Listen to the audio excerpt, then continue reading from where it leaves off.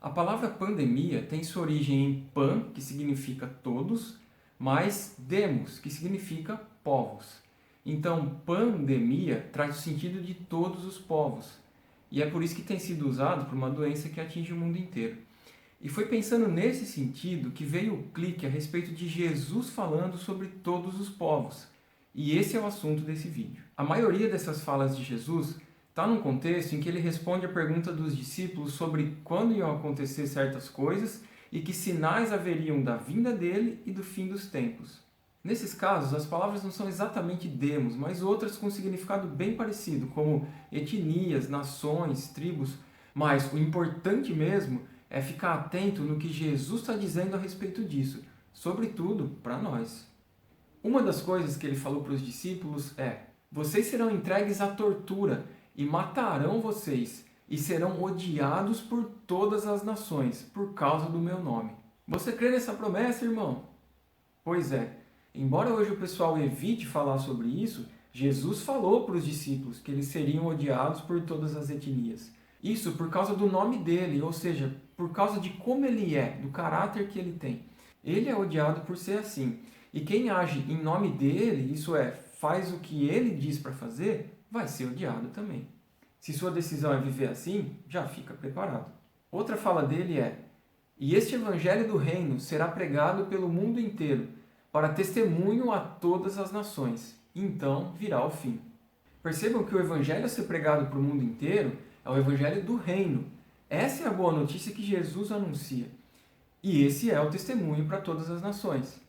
Então, não adianta enviar missionários para o mundo inteiro se o que eles anunciam não é o reino de Deus, mas o modo de pensar dos homens que enviaram eles. Mudem de mentalidade, que o reino de Deus está perto. Ainda nesse contexto, Jesus disse: então aparecerá no céu o sinal do Filho do Homem, e todos os povos da terra se lamentarão, e verão o Filho do Homem vindo com poder e muita glória sobre as nuvens do céu. Quando Jesus chegar, o que vai acontecer com todos os povos da terra não é uma coisa do tipo: ele chegou, é tudo que eu esperava. Mas é uma coisa do tipo: ele chegou. Uma coisa que corta a pessoa, sabe?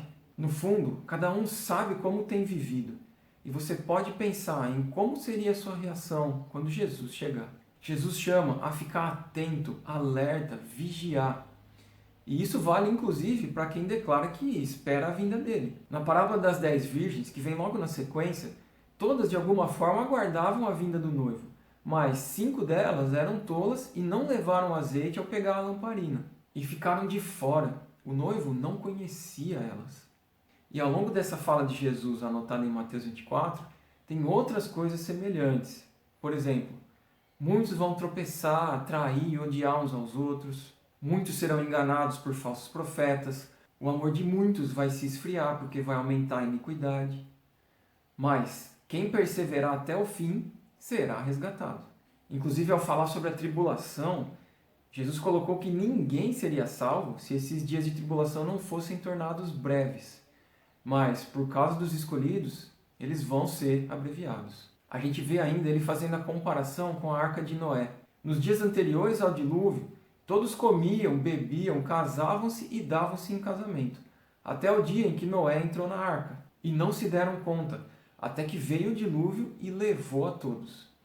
Assim também será a vinda do Filho do Homem. Mais para frente, depois de ressuscitar, Jesus voltou a falar com os discípulos a respeito de todas as nações. Ele se aproximou deles e disse: foi dada para mim toda a autoridade no céu e na terra. Então, indo, discipulem todas as nações, batizando-as em nome do Pai, do Filho e do Espírito Santo, e ensinando elas a prestar atenção a tudo o que ordenei para vocês. E eu estou com vocês todos os dias, até o fim dos tempos. Os mesmos discípulos que tinham ouvido de Jesus, que seriam odiados por todas as nações por causa do nome dele, agora estão sendo convocados por Jesus a discipular todas as nações. E cabe para você e para mim pensar a respeito da nossa decisão de ser um discípulo de Jesus e do que ele chama você e eu a fazer. E note que a ordem é discipulem, não é façam membros do seu grupo. E nem é ide também.